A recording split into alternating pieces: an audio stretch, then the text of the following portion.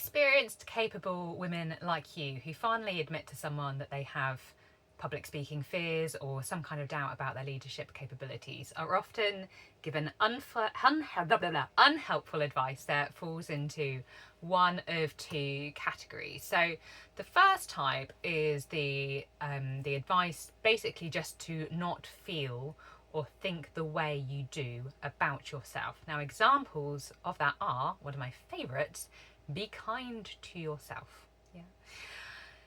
If you might have some like hang up about how you look, for example, like I put on some weight over 18 months between when my dad was diagnosed with cancer and when he died, well, after that actually.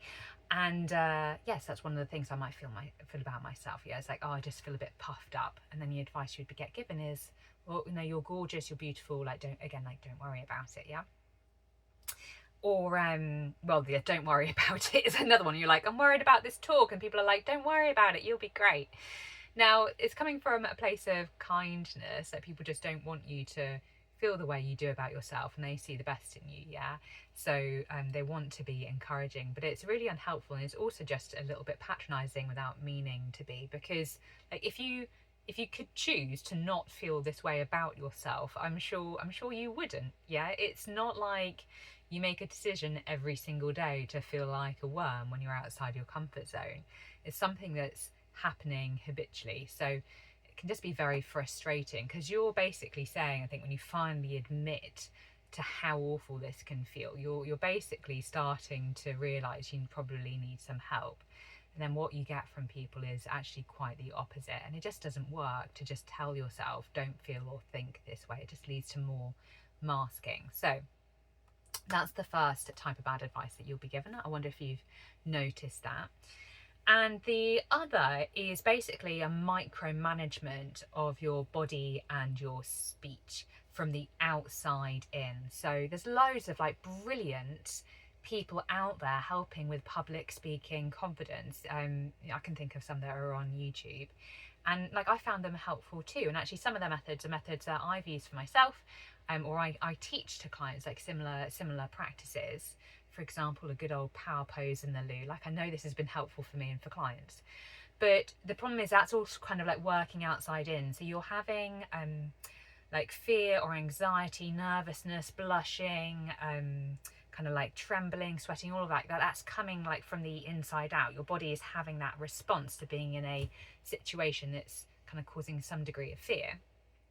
And then all of these other practices are basically ways of you trying to clamp down on the fear that is emerging and having this impact on your voice and your movement. And it might work in the moment, it might help you mask and to micromanage in the moment, but afterwards you're probably going to have what I call kickback. So if you ever feel like in the moment you're delivering really well, but then afterwards you have a load of thoughts of self-hatred, yeah, like never do that again, that was fucking ridiculous, like why did you say that, all of that, like you're really, really harsh. You find it very difficult to switch off. Like when I used to be running things in the evening and I had less confidence, I could often find it difficult to sleep. And you might get into sort of self-punishing or kind of like unhelpful behaviours. Like I would be like anxiety eating biscuits, for example, in the evening. That's one of the things I would do. So it's like you would I've actually got one of these, because you don't know this, but my phone is attached to the stand with an elastic band at the moment. But it's a bit like you've stretched yourself out, yeah, with these methods. Ow! And after you've performed as perfectly as you can, it pings back and well, I'm not quite sure what's going on a kind of neuroscientific level, but my experience is what I call like kickback. It all kind of comes and gets you afterwards. So yeah, all those instructions of like, speak more slowly, do this with your body, don't hold a pen because it's going to make you fidget, don't hold your notes because you're going to be shaking, wear this, wear that, use this makeup, do your hair like this, breathe more, do this, you know, hold your posture like this or sit like this, set the stand up like that, use this kind of rhythm, all of it. That again, they're helpful, but I don't think it's going to build your confidence from the inside out. And I think women, like, we're very we've been very kind of like conditioned to be very hyper vigilant about our bodies anyway. Like Cassia Urbaniak would be talking about this in terms of like attention in. Like we have our attention in a lot as women. Like, am I good enough? Am I looking good enough? How am I presenting? Like, have I got my legs open, legs closed? Like, don't make myself look a particular way, all of that. So there's this intensity, and I think all this micromanagement of our body and our speech just kind of plays into that, and it's exhausting, and it makes you more stressed, not less. Yeah. And what I'm really all about, and I'll introduce myself in a minute if you don't know me, what I'm all about, what this series is all about, and my training and my one-to-one coaching is all about, is about building that confidence from the inside out. Because I feel a bit emotive doing this. Like, I can just joke about how many of these videos I cry about, but I'm talking to you with genuine ease and love and confidence. But I did not used to feel that way. I used to feel awful too. I used to get super anxious. I used to blush, shake, all of that. Like, you know, I talk about my story in different videos. But I'm not someone who was okay with this stuff. I used to have intense social anxiety. Just putting my hand up or introducing myself to people used to feel awful, and I masked that for so many years. And it worked to a certain extent, and it helped me to a certain extent, but it was not sustainable. Oh God, I can't. I refuse to edit these videos because I just want you to know it's possible to change. Oh God, I've got notes. Yeah. I just coach so many women who have been trapped in their minds and their bodies with this anxiety for so long. Like, so many of you, like, you're here, like, you're capable and brilliant, but I know how hard it is to pretend, and I want you to know you don't have to keep pretending. And as you can tell, I'm very passionate about that. Oh God, I didn't even bring a tissue for this one. I was like, this one's straightforward. As you see, I don't mind crying on YouTube. So yeah, I did it for years. I masked for years, and then I burnt out. I used to feel awful, and for various different reasons I really wanted to be able to genuinely feel confident, and so I looked for ways for building that from the inside out. So this is about building real confidence as a leader, as a founder. I want you to feel safe in your body. I want you to feel okay. I want you to learn how to enjoy doing this, to find the playfulness even in really difficult situations, and yeah, to feel like you've got the right support and the right community, surrounded by people who will get it and who will never tell you just be kind to yourself. Yeah. So what we're going to be doing in this video today is talking about, I've got a running nose now, talking about a specific method for starting to break free from some of this stuff. So my name, because we're a little bit of a way into this, my name is Ari Anisha. Yeah, you can see how it's spelled somewhere in the channel or on this video. It's a Buddhist name. I was ordained into the True Mountain Buddhist community, the order, in 2021. So my main legal documents have still got Charlotte on. I need to get around and update that. I'm a leadership coach, particularly a confidence coach for women in leadership roles. And a few weeks ago, at the time of doing this video, I just decided that I wanted to create this target of helping 10,000 female founders and leaders rebuild their confidence by the end of 2026. I don't have a clear plan right now. I just know I need to somehow grow my social media. And that's how we're here. That's how we're doing. That's why we're doing this series. Yeah, is I'm just really passionate about meeting and helping as many of you as possible. So yeah, a little bit about me. I had a lisp. I used to struggle a little bit with speech when I was younger, and I think I was probably relatively confident actually as a young child. I was home educated for a couple of years, loved that, really excelled academically. And when I went back into the school systems, I had reception in school, year 1 and year 2 out, and then went back kind of like year 3 onwards.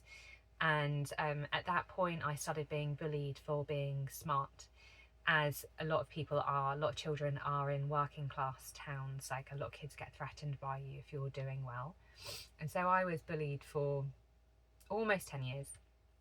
And that's just one of the things I think that really contributed to my loss of confidence, actually, from being you know, I wasn't great at speaking when I was younger. Like my mum used to say, like, speak for it, Charlotte, speak for it, apparently, when I was little, because my sister, who's older, Vicky, she used to do a lot of my talking for me, apparently.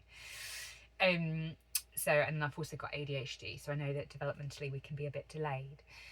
But yeah, I think there was something that kind of happened, you know, in those years of getting bullied, when my confidence got really knocked. There was lots of comments about like my body as well.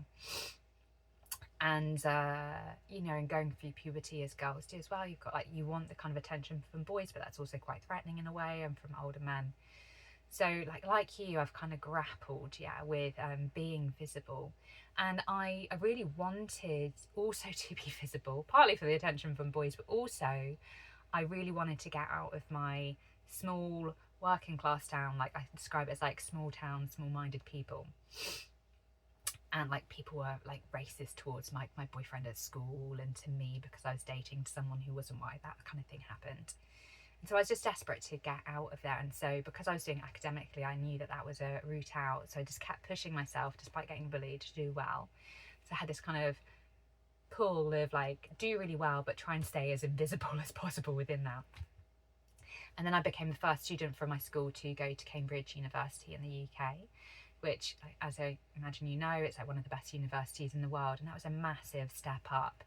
Like my way of getting through my exams was basically to learn everything by rote and to be able to regurgitate that in the exams in Cambridge. Is a very, very different environment, and I didn't know really how to communicate myself both verbally or in written format in a way that a lot of other students could, who were there. Like my boyfriend, a lovely guy who I was with throughout university and afterwards, he went to Eton College, you know, a brilliant school, you know, and had a fantastic education there. He was very confident in a way that I wasn't. Had a lot of academic skills that I didn't have as well. So, you know, I was very aware of like the kind of gap between me and some of the other students that were there. And at that point in my life, I realised that if I didn't start putting myself forward for things that involved public speaking, that I was just going to watch my peers kind of jet off past me. Like I'd been at the top of my school, yeah, for like my whole life. And then and I was in a situation where I felt like I was just scrabbling to, you know, just get the basics done. And I could see all these other people going off and doing these amazing things, but I was so scared of public speaking in that environment. And so I started forcing myself to do things despite hating it. And an early memory of then, so this is like almost 18 years ago, was like signing myself up to like some public speaking training and then cancelling last minute. That had been a real habit of mine actually, is to sign up for things, to push myself out my comfort zone, and then just quit last minute. I'd tell myself I felt ill, or I was anxious so I felt ill. Would make up all sorts of excuses, and sometimes just outright lie to people actually about why I wasn't going to something. So yeah, at that point I started pushing myself out of my comfort zone. And then after I graduated, I did a few different things, but because of like I was just given access, because like my educational background, my capabilities, I had access to a whole load of environments that, you know, a lot of people wouldn't have been from my school kind of background, my home background. So one of my jobs after university was as a consultant to international businesses on their supply chain, so helping to reduce the risk of things like human rights violations, health and safety problems in factories, environmental damage, climate emissions in the postal sector, that sort of thing, carbon emissions in the postal sector. So, you know, I was suited and booted in London. Like I had this like beautiful like blue Reese winter coat that I bought in the sale from John Lewis. It was so gorgeous. And lovely Jones like black leather boots from Jones, and decked out in Zara, that kind of thing. And I'd had my like fancy laptop going around to all these like big meetings in London. And yeah, it was like I had this armour to convey confidence. And I remember kind of finally cracking once when I couldn't actually deliver on everything that I'd said yes to. My direct, well, I was a senior leader at the time in the company I was in, and realised that I was like a swan, yeah, kind of gliding along the surface, but just desperately trying to catch up underneath. And around the same time, I was 21 when I came across the Buddhist order that I'm now in. And that's when I started learning mindfulness and meditation practices to help deal with my anxiety and stress.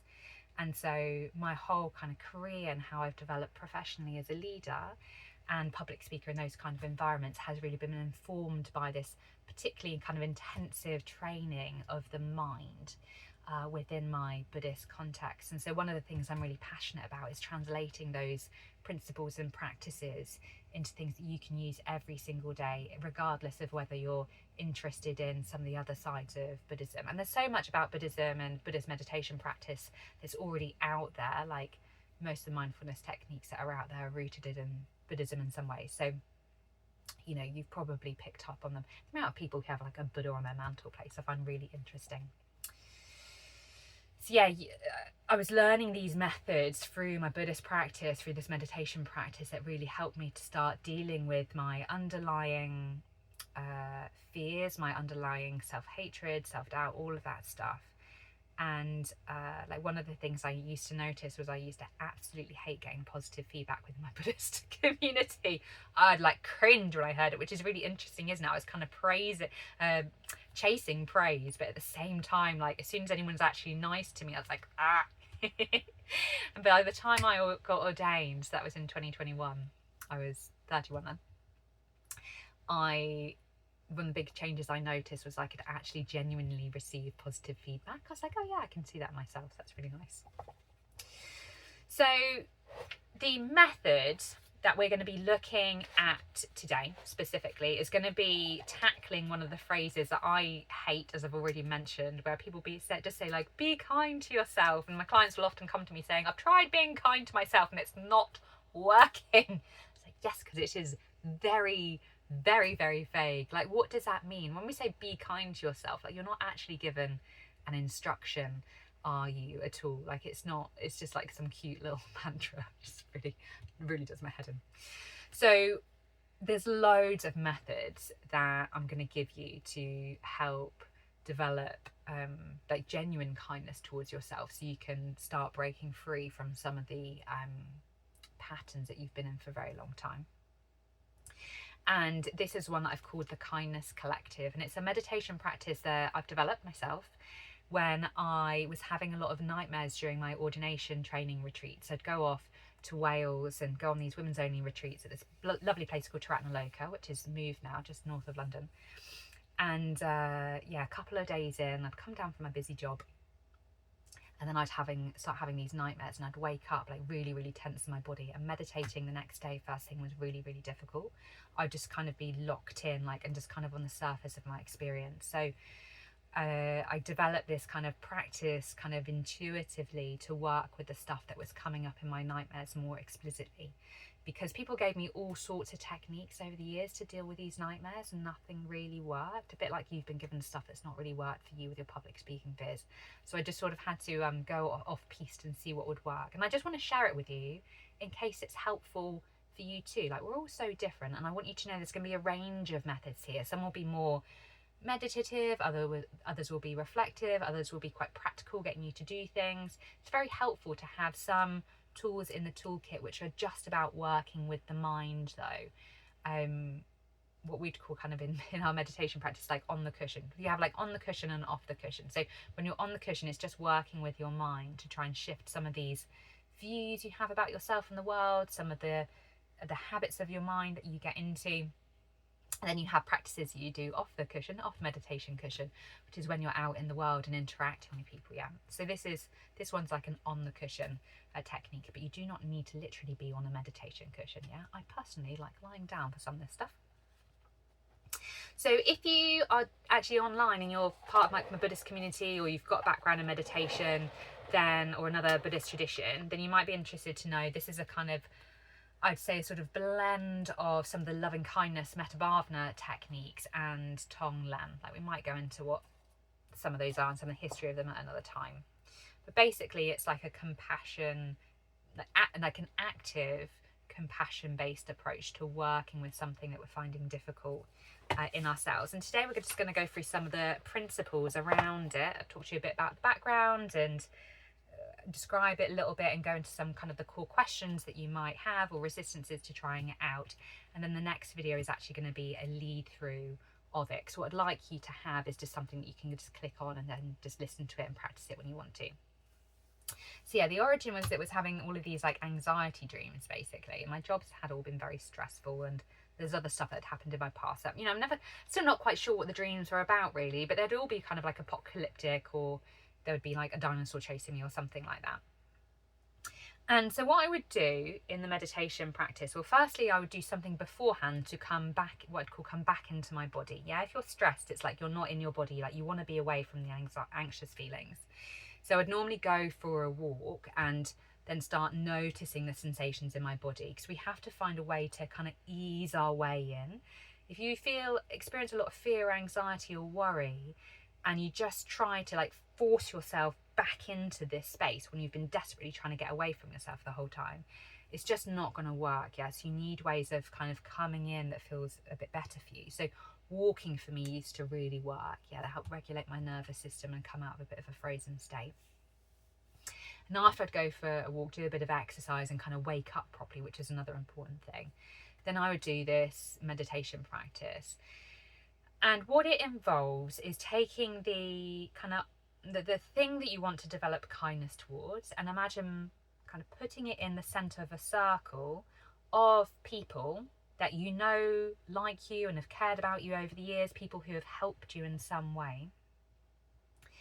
And imagine that those people are wishing this part of you well. So for me, it might have been like a dinosaur from one of these nightmares. Yeah. So I'd put the dinosaur in the center of the kindness collective. I've only recently named it, by the way, because I'm teaching it to you. I was like, oh, I better get it a name. So before, it's just a meditation practice I did. So imagine, say, putting the dinosaur in the middle and surrounding it with people who have helped you in some way of your life. And you just put yourself somewhere in that circle, often quite back. And it can be like a whole crowd, yeah? You could imagine it as big as the universe, yeah? Or just like a small little room with a few of you. And yeah, there's different methods for choosing to wish that part of you well. And it's not about having a certain kind of feeling. Yeah, I think when people say, oh, be kind to yourself, it's a certain kind of tone that just feels a bit fake. But it's more the intention of wishing yourself well. Yeah, and we can develop this towards like anyone. Yeah, there might be someone difficult in your life. It's not about liking them, it's about choosing to wish themselves well. Yeah, because we've got this shared sense of humanity. Yeah, for example, like we all suffer. Yeah, all of us will have parents who die, we'll all lose things that we care about, yeah, and not get what we want. And we can relate to people on that level and choose to wish them well. So it's not about feeling like nice and fluffy about anyone. And in the context of this meditation, it's not feeling nice and fluffy about this part of yourself, because you might really dislike this part of yourself that gets nervous up front. Like I used to get so frustrated. Like I'd be like, this is pathetic. Why are you still like this? You might ask yourself that, like, why am I still like this? Often my clients will ask themselves that. So yeah, it's not about liking, yeah, but it's choosing to wish that part of you well. And that's what's really powerful about this. And so I've got some notes down here. And these methods, these love and kindness based methods from like a Buddhist perspective, I mean, they've been around for as long as like the Buddha was alive. So like over 2,500 year old practices now. Like the Buddha talks a lot about loving kindness. So yeah, isn't it interesting, like these practices or things like this is just a riff off of other ones I've been taught, you know, they have survived generations and wars and all sorts of stuff that was going on in India, and they've kind of like traveled the world, so they must be effective. Yeah, for something to go through so much and still be passed down despite all the challenges of that, when there wasn't writing for a very long time, they must work, you know. And I find they work, but you need to have the right ones and they need to be taught to you in the right way, because there's lots of reasons why they might not work for you at the beginning. Anything I want to say? No, we'll go on to a bit more about meditation more generally another time. Okay, so yeah, so in the visualization, you could call it visualization, meditation practice, reflection practice, whatever you want, I don't really care. Yes, you've got this part of you that gets nervous about public speaking, or the part of you that has self-doubt, or that worries that you're going to do the wrong thing all the time, like whatever it is, this part of you, yeah, we're going to imagine at the center of the circle, surrounding it by people who've helped you, and then doing something to wish that part of you well. And for what option should we go for? Because I've done a few over the years. I think what we'll do with the run through is we'll keep it to what's more traditional within my Buddhist practice, which is these phrases of may you be well, may you be happy, may you be free from suffering. So those are the things that we can say to this part of ourselves in the practice. There's other methods like imagining that love is coming in and out of the breath. Actually, no, we'll do that one. I think that's one I used to do more often, actually. So yeah, in the lead through, we'll imagine that like love is just a force that naturally occurs in the universe, and that we're breathing it into ourselves, and as we breathe it out, it's going towards this part of ourself, and they're getting kind of like absorbed, suffused in it. That's what we'll do. That actually generally works better for me than the words, actually. But you just know that you can use words. I might do a lead through at some point, or probably doing like another, like maybe a few follow-on videos where I give you a few different options. But yeah, traditionally, if you learn the loving kindness metabhavana practice within my Buddhist tradition, then you would learn the phrases first. But they don't always quite work for me. So yeah, there's a few things that we'll do to kind of like imagine that sort of coming together, and at the end, sometimes I get a little space just to see what might happen, like if that part of myself might want to say something. I'll give you some little reflection practices to do afterwards, and then I just imagine it all dissolving in my mind, and then having a few minutes just doing nothing and just to notice how I'm feeling in my body before getting up and going on with the rest of my day. So there's three main questions, I think it's three, that you might have around this, or resistances or kind of challenges. So your first one might be like, I can't meditate. Like, I didn't come here to learn how to meditate, Arianisha. I came here to become more confident at public speaking or being a leader. So that's fine if you've decided that you cannot meditate. Obviously, like if I was working with you, we'd unpack that a little bit more. So other meditation teachers or people who've practiced it for like 5 minutes and don't know huge much about it, they might immediately tell you like, well, yes, you can, everyone can meditate. And that is not true. Like, actually, if you have certain stuff going on in your mental health, it is actually advised that you do not do it. So I don't know you. If you've got a strong story that you can't meditate, that is absolutely fine. We're just going to work with that for now. What you can do is just listen to the practice, like when you're going to sleep or when you're just going about your day, and just trust that that is going to drop down into the depths, because it's the intention that will really help you here. So just to allow that to kind of percolate down into your being and seeing if it has some kind of effect. Like, some of the shifts can be quite subtle, and normally we need to do these practices again and again and again and again. It's like training your mind. So Buddhism is basically just like a form of mind training, yeah. You know, training your mind to, and it's about your mind, your speech and your behavior, yeah. And we're training ourselves to be more in alignment with a certain set of values. So within Buddhism, like it might be kindness, generosity, truthfulness, or whatever, fearlessness, for example. So, you know, we can have these lovely values, but we're not acting in accordance with them all the time, certainly not internally. We're trying to align ourselves with that.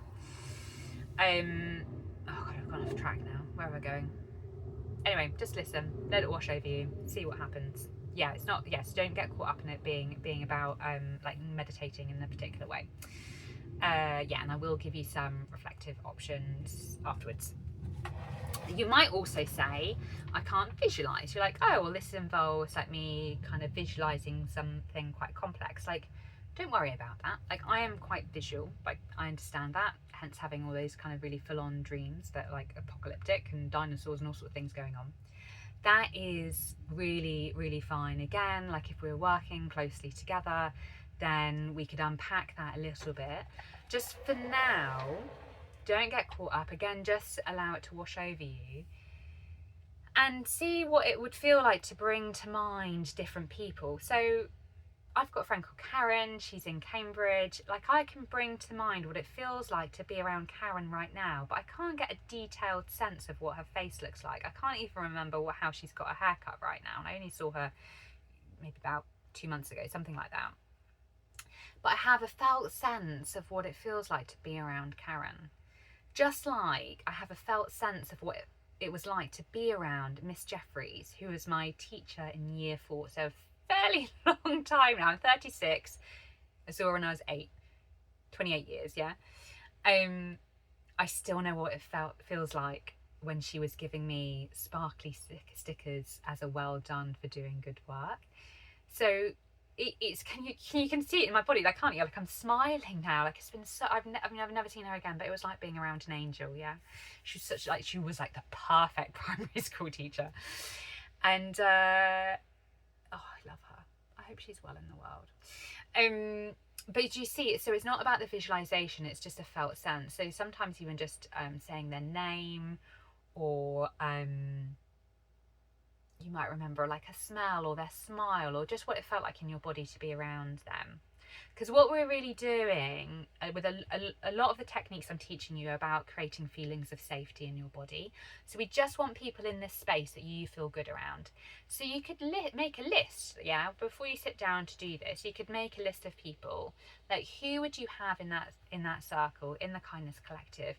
And you could do a whole like writing practice. Actually, you don't even have to do this whole thing. You could just spend like 5 minutes to 50 minutes writing down who you would have from all stages of your life, who you would have in that circle, and just see what the impact is of bringing them to mind.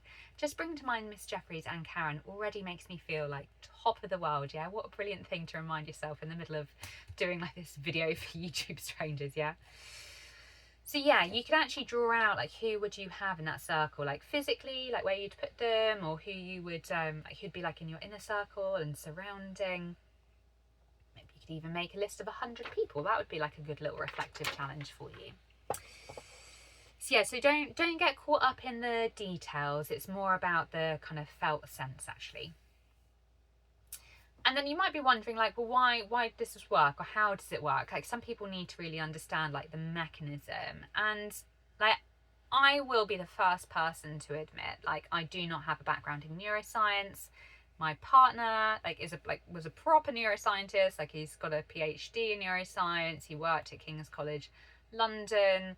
You know, he's super smart when it comes to like how the brain works and all of that. And I'm pretty sure he'll say like there's just so much we don't know about how the brain actually works. So I don't know. What I really go by is just what works. Like, people often ask me like, who've read this book, or what's this list of what nots in Buddhism? It's like, I don't know. Yeah. What I can talk to you about is what's worked for me and what seems to work for the particular kinds of women that I have been coaching. And that's the stuff that I share with you. I have got a few ideas as to why this works, though.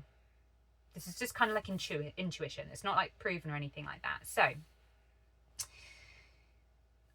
often what we're trying to do in personal growth is like push ourselves and motivate ourselves. Yeah, we're trying to use our like internal motivation and energy to push ourselves forward. That can be like positive, or it can be negative. Yeah, so often like it's self-hatred or self-doubt that pushes us forward, but sometimes we're doing it from like a more positive sense. What a lot of people need, because that will run dry. Yeah, like you're like pretty far into your career now, like your inspiration runs dry. So what we need, all of us need, is to tap into what we can call other power at some point. Now, what a lot of people will do on the internet is be quite woo-woo or spiritual about this, and it just becomes really inaccessible for a whole load of people. And for me, it's really important that we just keep this in a very like sort of practical, grounded kind of manner that people can adapt as they want to. So like, if you're a Christian, then like the other power that you would draw on would be God or Jesus, yeah.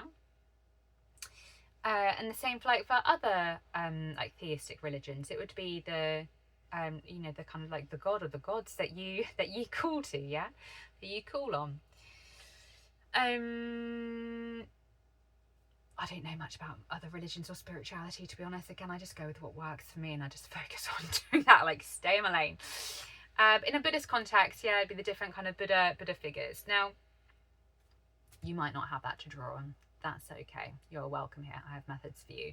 What I really like about drawing on these other people, again, is that's like some kind of like other power. Like, they have seen something in you that is worthy of love, yeah, and worthy of their time and their energy, and that is why they have helped you, yeah. And particularly these people who you've got in the circle, like, it's very, very easy, yeah, for them to love you and to help you. I feel a emotive about talking about that. Like with Miss Jeffries, she just genuinely loved all the kids who were there. And like Karen just, oh, if you're watching this, I love you so much, babe. Thanks for being my life. So yeah, do you see how we can like draw on other people? Because we just cannot rely on ourselves. It's well, it just doesn't work. Yeah, it really, really doesn't work. Like often if I need to motivate myself, I might think about the clients I've helped, particularly before they reached out to me or when they did, and you know how difficult a situation they were in then. So yeah, other power is really, really important without getting like too woo-woo or whatever about it. So that's one reason. Another reason I think it works is because it creates space between kind of strong, confident, capable, adult, functional you, and what I'd call like your leading edge, the bit of you that's like you at your best, and the other bit of you that you are like dragging along, kicking and screaming. We'll do another video on like your leading and trailing edge, but your trailing edge is this, or at least one of your trailing edges is you know, the bit of you. Imagine you're all on like an expedition up a mountain, so you're the leader, like pulling everyone on, like setting the pace and making sure everyone's okay, and there's like the one at the back who's like dicking around or is just like really struggling and they've hurt their foot or whatever, or they're just a bit of a mess. That is you know, that's your trailing edge, and your public speaking fears, your self-doubt and all of that is one of your trailing edges that, yeah, at the moment, as I say, you're just kind of like dragging along. It's not very helpful. That's what we're trying to do differently here. But the problem is you can over-identify with that part of yourself, particularly in the moment, yeah, when you're about to go up front or afterwards, you sent a sensitive email, something like that, you know, you can feel like that is your whole world and that is who you are, but it's not, yeah. We're not consistent in how we show up in different circumstances, and I'm sure you know that. In some situations, I'm sure you're really, really confident, yeah, and happy to lead and really kind of behind your ability to do that. So it creates a little bit of space. And then when we do that, we can start creating what I call a kind of functional friendship with this other part of you.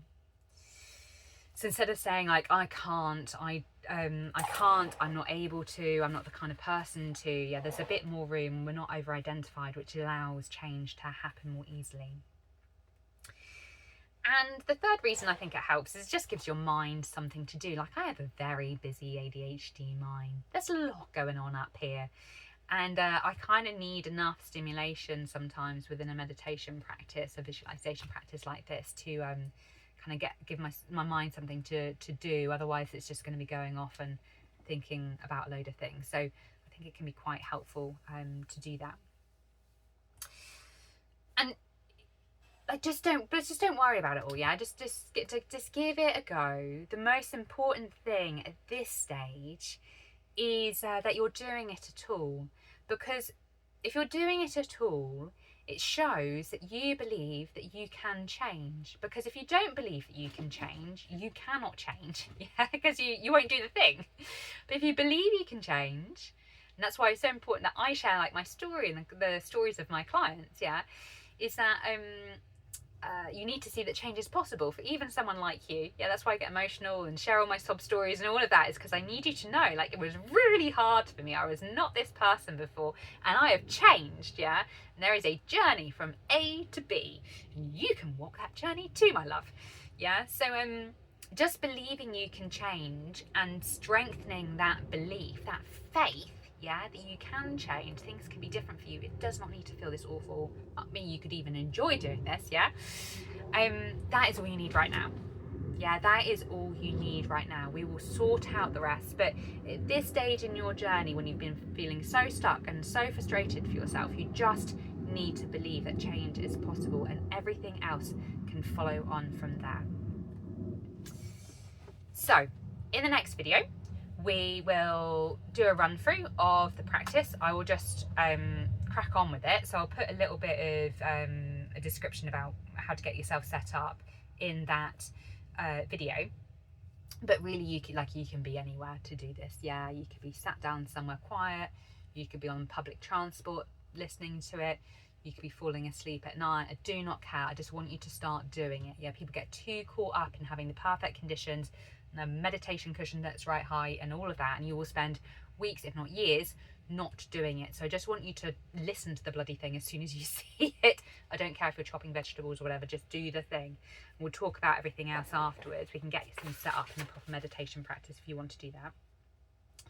So that'll be the next video, is a run through.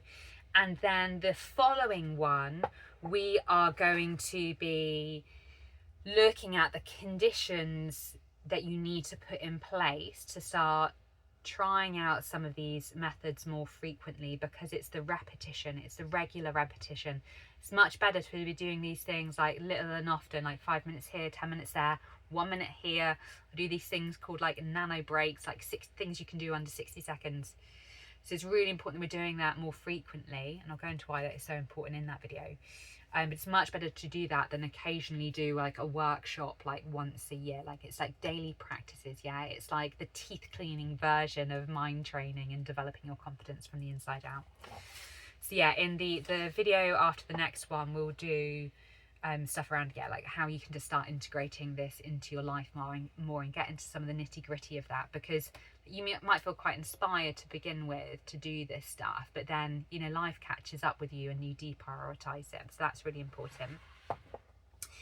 For now, my love, there's 2 things what I want you to do. The first thing that I want you to do is subscribe to this channel so that you get notified when the next video comes up. These ones are released every Sunday for now, so we'll just keep with that.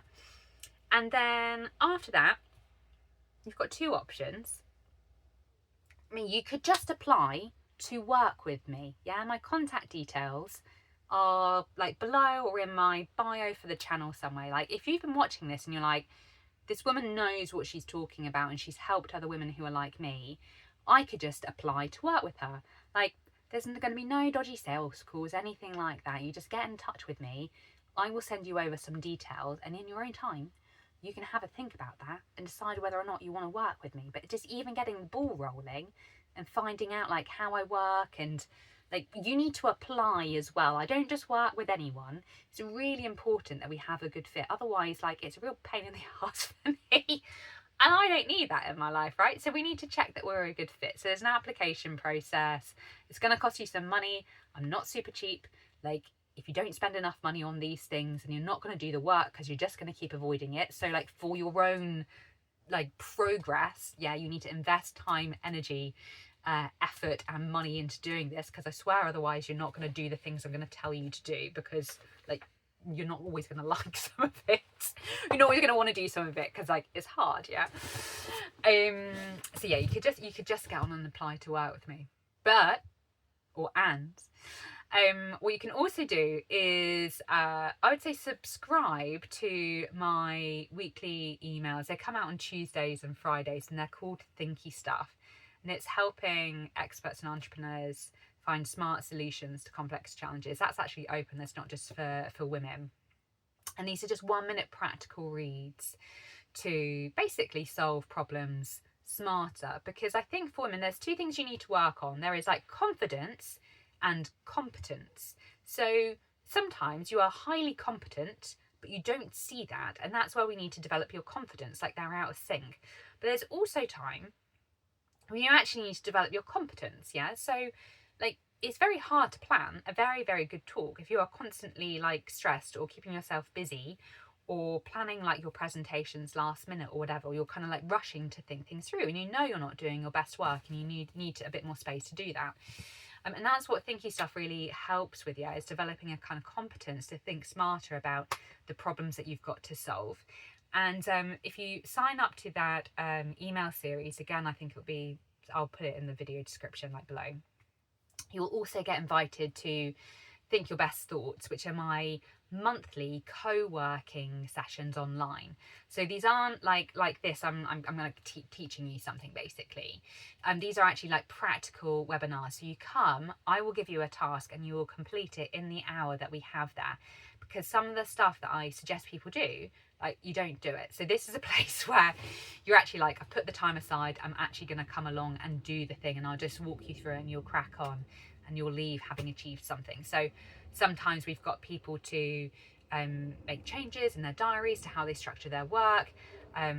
If you're too far in the future, you'll have missed this one, but the next one coming up in August 2026 is called Kiss Your Frog. So when you've been avoiding a difficult task, like a sensitive email or planning a presentation, something like that, reaching out to someone important, it's going to get you doing that task that you've been avoiding. Well, there's different things that will come up every single month. So if you sign up to the emails, you can also get access to those webinars as well. So subscribe and either crack on and start applying to work with me, or sign up to the free email series and this monthly webinar series as well. I think that's not working like that. I really need to drink before I finish this. No, awful. I'm just going to finish with a dry throat. I think that's it for this week, my loves. Thanks. Catch you in the next one. Lots of love.